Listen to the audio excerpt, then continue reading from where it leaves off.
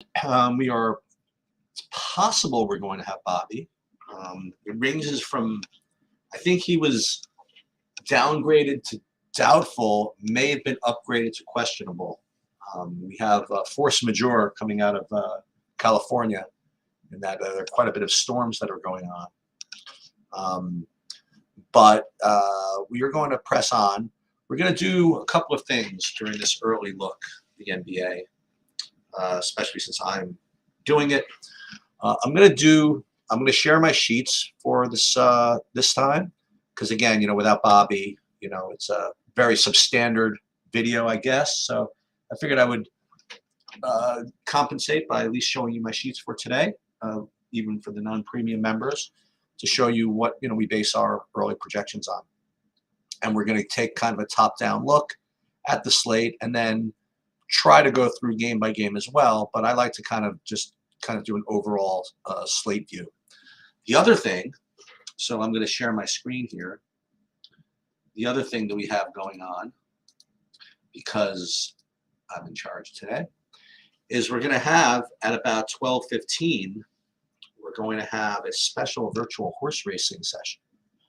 My virtual horse that I run on the blockchain is having his third race, or her third race today, his third race today. And we're going to attempt to at least beat a horse to the wire this time.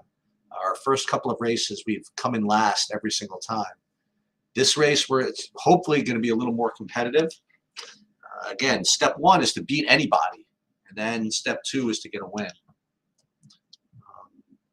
So that's going to be on this window, where we're going to be racing this on Photo Finish Live. That race goes off in 11 minutes and 23 seconds. You see, we are the 7 horse. We're lucky 7. And we are cookies are yummy. We are getting a 4-pound weight allowance, which certainly helps. So we're going to get to that. I got to remember in about 10 minutes to get to that. I don't know how I'm actually going to remember, but we will. And then what we're going to do is we are going to come back to the NBA, and we're going to build a couple of lineups. We're going to build one using just the sheets. Hand building it, and that's probably what I would use for like big buy and stuff. And then I'm going to go to SaberSim and do kind of an overall build for let's say we're going to build 50 or 150 lineups or something like that. So first things first, I'm going to share my sheets with you, and this is what's usually available only for premium subscribers. Just really quickly, what we're looking at here. Projected fantasy points, column E, projected ownership, column H, and then these two main columns, your point per dollar ranking and your sheets value score ranking. Sheets value score is something that I've developed that kind of takes into account both points per dollar and just overall fantasy points.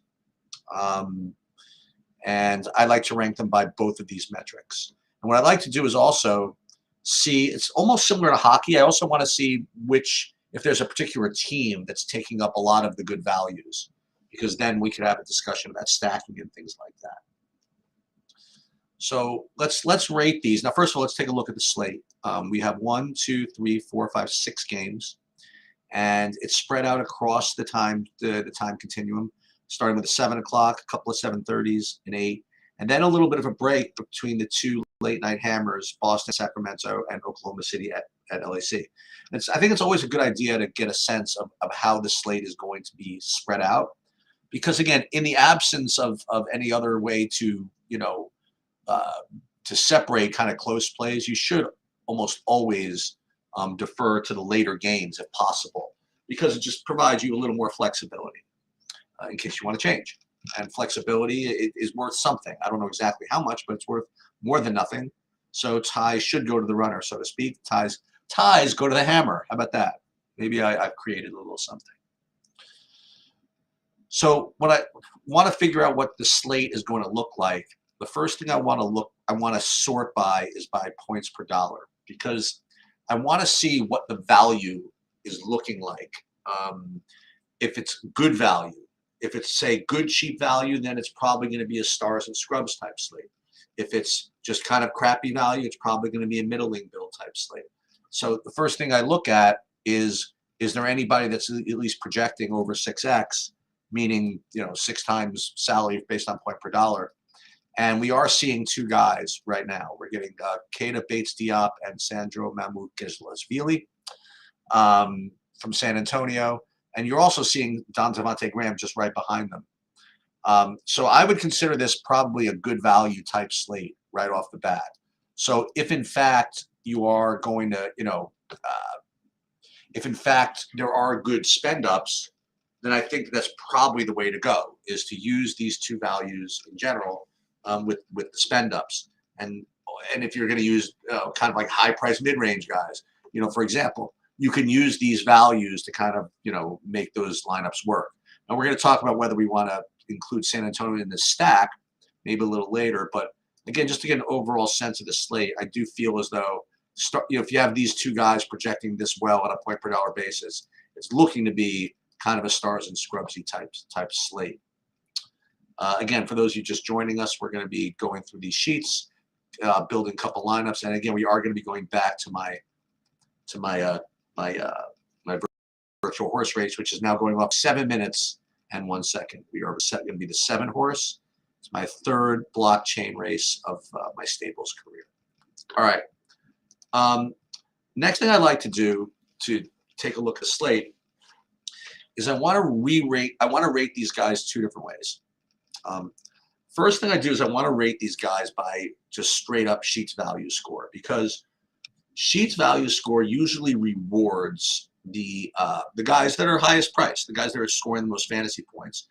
And what I first look for is, are there guys that are projecting to be like that great? Like we're saying, okay, there's we have the ability to play stars and scrubs, but are there even stars that we really want to play? And here's kind of like a way to use the Sheets value score metric, kind of like this is kind of like an art form sort of, but you're looking for a score over 200 for a guy to be someone you really want to get to, like a high priced guy. In the absence of that, none of this really looks like much of a priority. So you see like Tatum is like the top overall, first of all, he's the top overall projection on the slate. And he's also the top Sheets value score on the slate, but it's only 175. So it's not as if it's an incredible, priority to get to him. And then the next one, like you see, if you want another high price guy, you get Sabonis. His value score is only 157, and that's really not that great. I mean, you really want, if you want to consider a big spend up a priority, from my experience, you're looking at like 180 and up. Okay. So what's interesting is that even though the value exists to get to these guys, you don't really need to make them a priority. But what you can use that value for is to play around with these kind of upper mid-range guys, right? So the way I like to find the good plays, then forget the good lineups. We'll start with the good plays, then we'll back into the good lineups, is 2 screens. Number one, we're sorted by Sheets value score, and what you're looking for, if you follow this, is the cheaper guys that rate high in Sheets value score. Because remember, if Sheets value score is going to reward the high salary guys, that if you are a lower salary guy and get in here, it's a really, really good play. Now, what's interesting is the first 2 guys that, all 3 of these guys stand out, Ingram, McCollum, and DeJounte Murray. And what's interesting is that it's going to remind me to go back and look at this, because I do see DeJounte Murray has a questionable tag.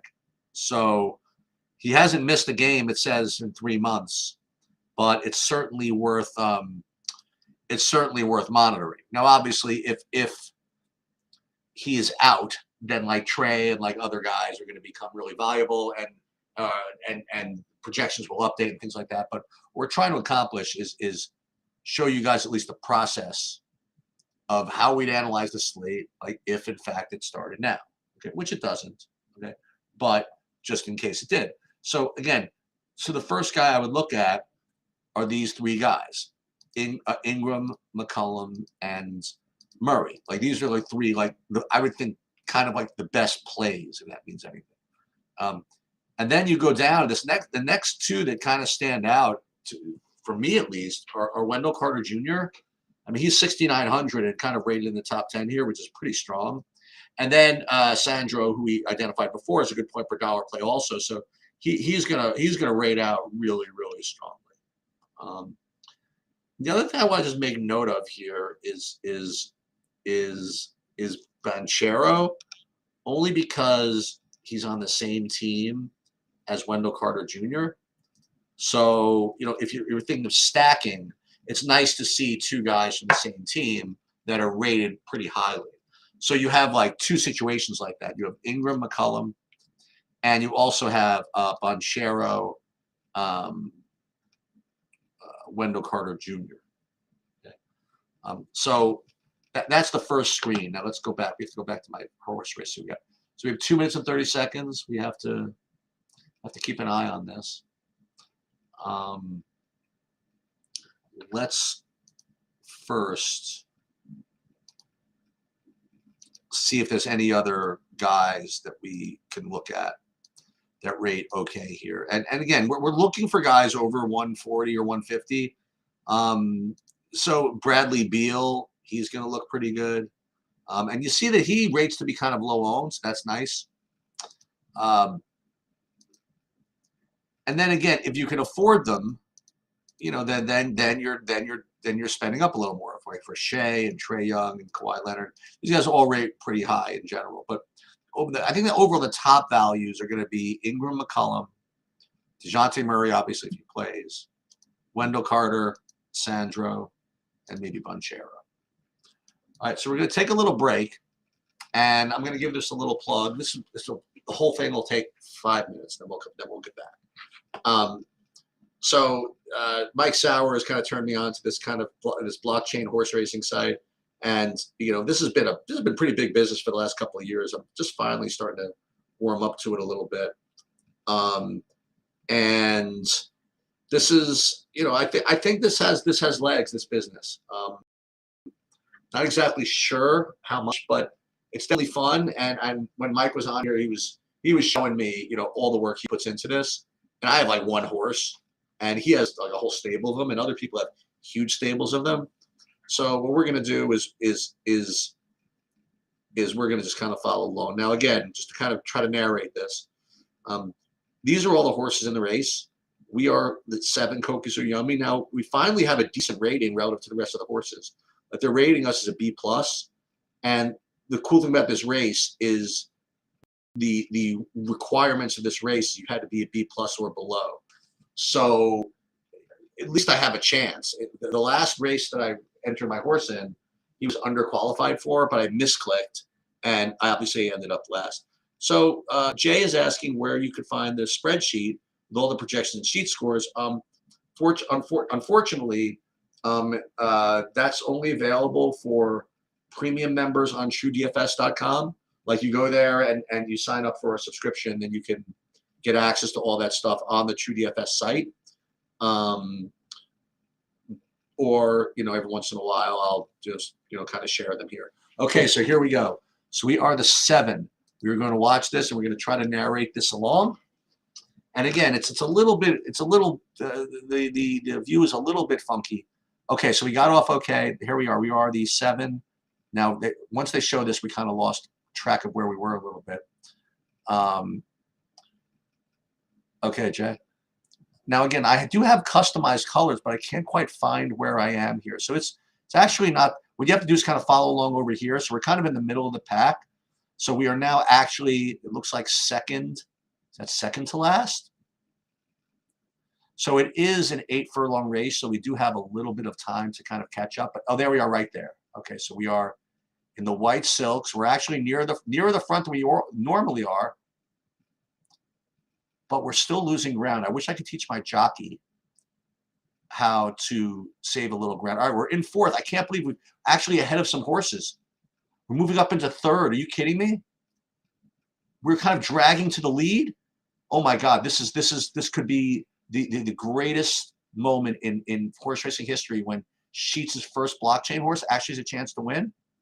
Okay, so there's looks like this one guy that we have to get past, and we have to hold off this chestnut one on the outside. Oh no, we're getting past. Oh no. Is that it? We're backing through the field again? You got to be kidding me. Well, we gave ourselves a little bit of a look, and then we just actually fell back through the field, and I think we're going to get last again. Sigh. No, we're back into fifth. We're kind of fighting. We're right in here. We're going to fight. Get up for second, maybe. Yes, we cashed. Cookies are yummy.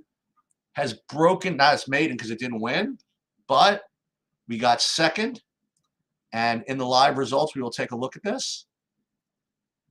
Hopefully there's no objection or anything like that. There it is. See my silks up there? So we did get second, and we cast for 1,584 derbies, which is, in crypto, that could be either worth 3 cents or $600,000. I'll leave that to you to figure that out. And look at the favorite coming in ninth. Very, very nice. Okay, we're going to make another video of that to post on their site. All right, nonetheless, sorry about that. So let's go back into the NBA.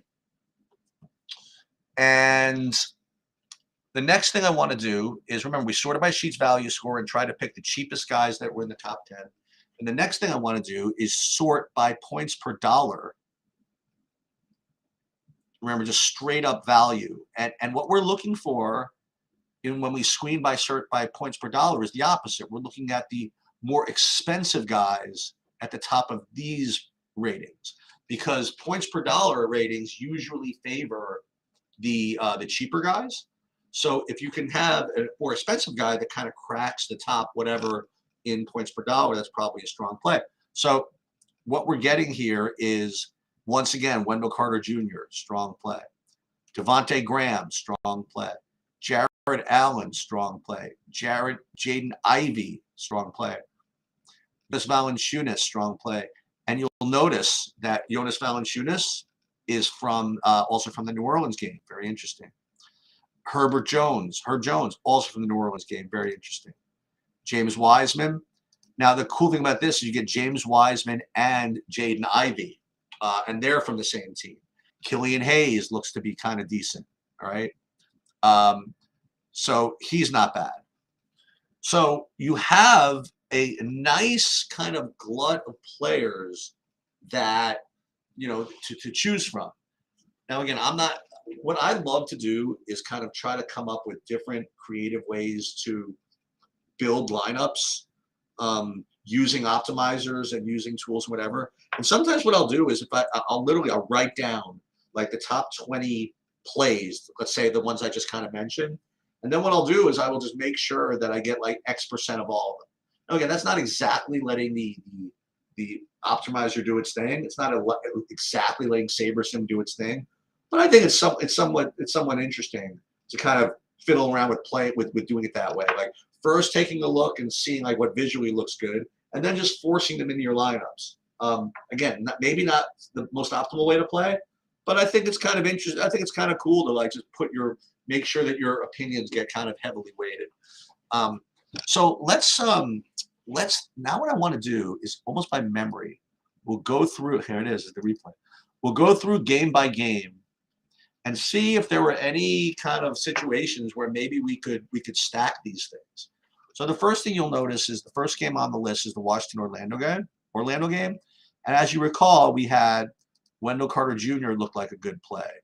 And we had Banchero, right? So we had Carter, Banchero, and that was it, right? Coming from the Orlando game that we had mentioned. Let me just make sure. Yeah, we didn't come up with anybody else.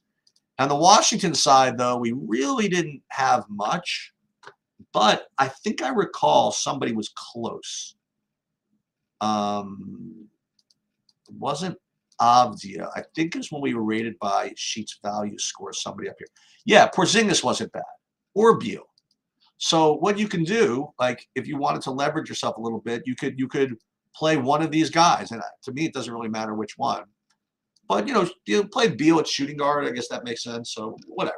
So you play Beal with Banchero and Carter. And that's certainly one way to play. Going back to Detroit, Atlanta, you'll recall that there were a couple of guys that we mentioned that, that looked really good. One of them was DeJounte Murray. And then there was also guys from Detroit that looked good, right? There was both Jaden Ivey, put him over here, and I believe there was James Wiseman as well.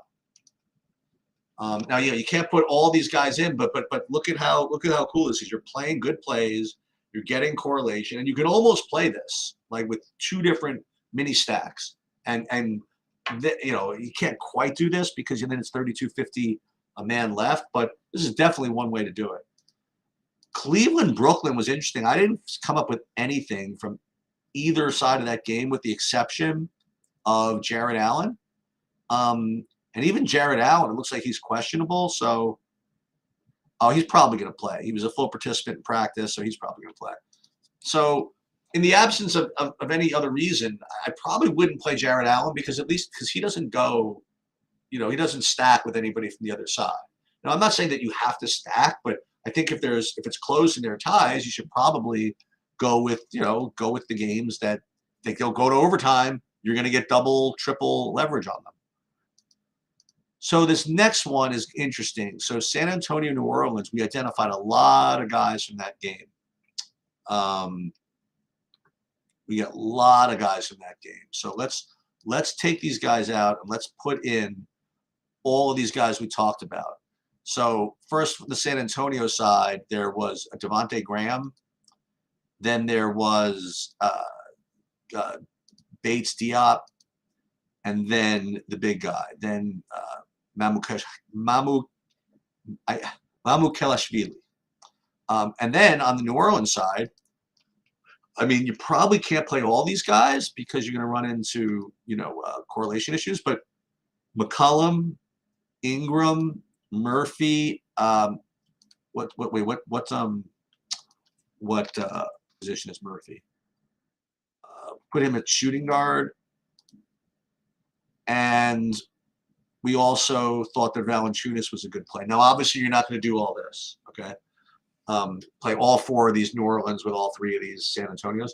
You could do the 3 San Antonios, but playing all the salary on both all CJ McCollum, Ingram, and Valanciunas. I mean, you really need like double overtime to make that work. I don't know. I've done worse things in my life than stack these 4 guys. So that's another thing you can do. Boston, Sacramento. Now this is really scary, but Boston and Sacramento, I didn't really come up with anything from either side of this game. And then likewise, in the Clippers OKC, I really didn't come up with anything when we were just identifying plays, right, from either side of that game. And that's really scary, right, because I love playing those late games. I love playing those late night hammers.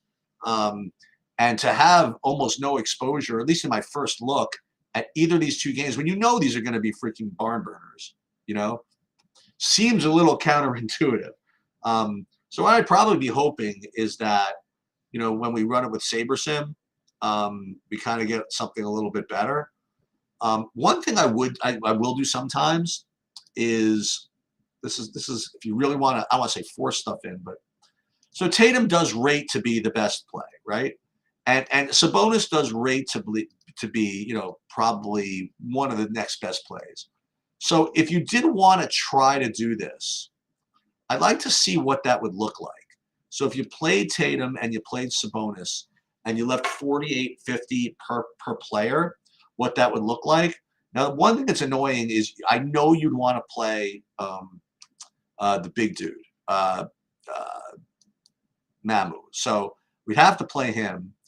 And at only $49.80 a man, I definitely want to play the top point per dollar plays. So that would be Graham and probably Bates Diop.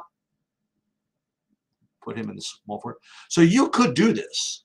As a matter of fact, you probably could do this pretty easily because I think I identified some other plays that were decent. I wouldn't say easily, but that are cheap. Like I don't know, it's tough. I mean, Yeah, I don't know if you can get away with that. Yeah, so I don't think you can, given the value there is now. I don't think that you can. I mean, Herbert Jones, he's good, and we can put him in. You're gonna run out of good plays in a second here when you do this. But just to show you, um, I mean, if you put in Herb Jones over here, you think you'd be able to play 54, 50 guys like pretty easily, but you'll see that you do kind of run out of them. Like Marcus Smart actually wouldn't be that bad because I mean you'd have to probably play Marcus Smart and Avdia, and that's okay, but it's definitely a struggle.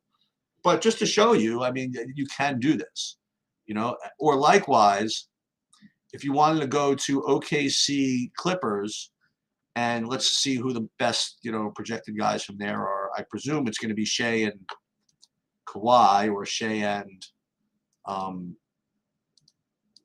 Paul George. But so Shea looks good, and Shea and Kawhi, or Shea and Paul George, either one. I mean, you could do this. So you play Shea in the point guard. You play, I mean, they're the same position. So I don't know, do you want to play Kawhi, or do you want to play?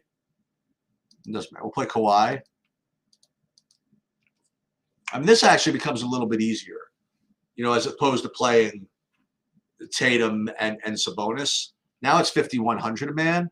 But again, this is what I was talking about before. Because you have good value, or at least decent value, then it allows you to do kind of stuff like that. Because now you can just go play Bates Diop. You can play, who did we say before? Graham. Where's the big guy again? Yeah, I mean, you could already see that this is very easy to do.